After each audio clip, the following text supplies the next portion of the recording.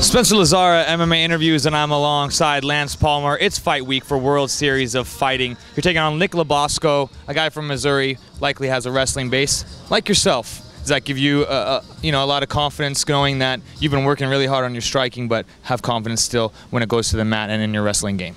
Yeah, definitely. I always have confidence when it goes to the mat, whether it's a jiu-jitsu guy or wrestler, and even in the striking game now, with working with Dwayne Ludwig and just having the past year and a half working with him, and our whole team has improved with the striking, and I'm just excited to go out there and show what I've been working on.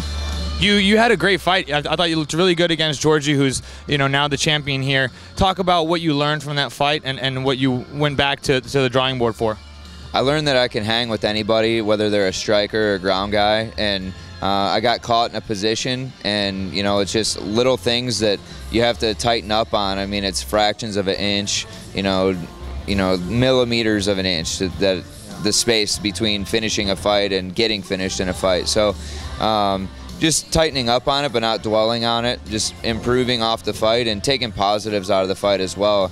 I stood with him against a great striker and a guy who's really great everywhere, really, and I felt like I was winning the fight up to that point.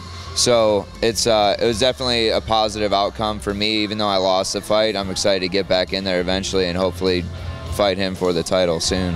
We see a lot of guys with the wrestling pedigree like yourself want to improve their other areas of game. How important is it, though, to stay true and keep your wrestling sharp and know that that's still the backbone kind of your style?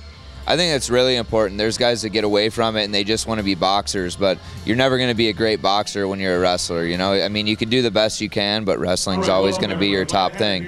So I just, I always go back, work at Ohio State, work with the guys who are currently wrestling, and just stay sharp on it.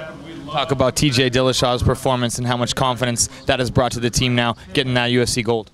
Having the UFC belt in the gym is something that's it's special for everyone because it's been a long time coming and we finally have it.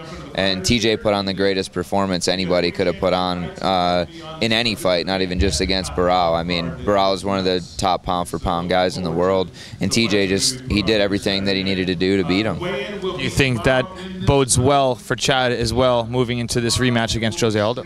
I think it helps his confidence against Jose Aldo because he already has the skill to beat him, and I think it hurts Jose Aldo's confidence knowing that we have the skills to do it, and we've already done it with one guy, so that gives Chad more confidence to go out and do it against Jose Aldo. Awesome, man. So what can we expect, a prediction here for your fight this Saturday night live on NBC Sports? I'm looking for a finish. I'd like to knock him out, but have my first knockout in my MMA career, but I'll take it where I can get it. If it's ground and pound or submission, it doesn't matter as long as it's a W. There you have it. Mr. Lance Palmer. Check him out live, like I said, this Saturday night, NBC Sports. Hey, this is Ariane Celeste. This is Uriah Faber. UFC lightweight champ Anthony Showtime Pettis. This is Dan Henderson. You're watching MMA Interviews. MMA Interviews. You're watching MMAinterviews.tv.